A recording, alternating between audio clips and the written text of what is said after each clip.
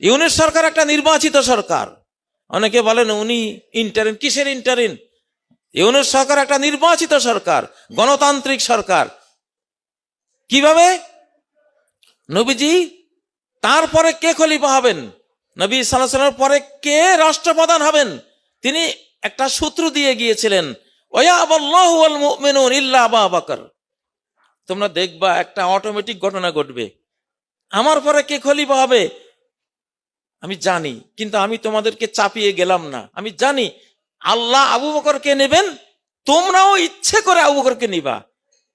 এই জন্য আমার বলার দরকার নাই, আমি জানি এটা। উনি একটা আগাম প্রেডিকশন দিয়ে গেলেন, ঠিক তাই হলো। আবু বকর, উমর হাত বাড়ালেন, আবু বকর তুমি প্রেসিডেন্ট, খলিফা। সাথে জানা ছিল, হ্যাঁ ঠিক আছে।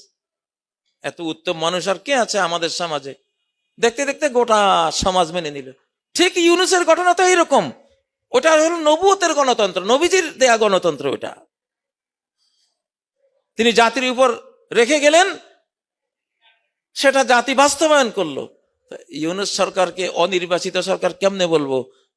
ওটা সর্বোত্তম, সর্বশ্রেষ্ঠ যে গণতন্ত্র রাসূল রেখে গিয়েছিলেন উম্মতের জন্য, সেই ধারা ডক্টর ইউনূসকে আমরা নির্বাচন করতে পেরেছি। আলহামদুলিল্লাহ, এটা আমাদের গৌরব।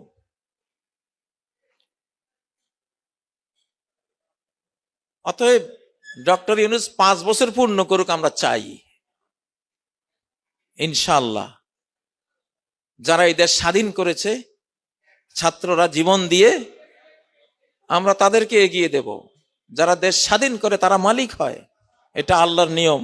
আজকে আর লম্বা কথা বলছি না।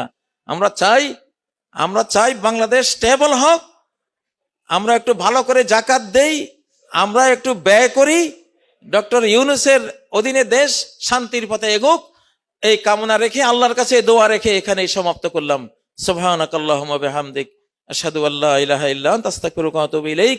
আসসালামু আলাইকুম ওয়া রাহমাতুল্লাহি ওয়া বারাকাতুহু।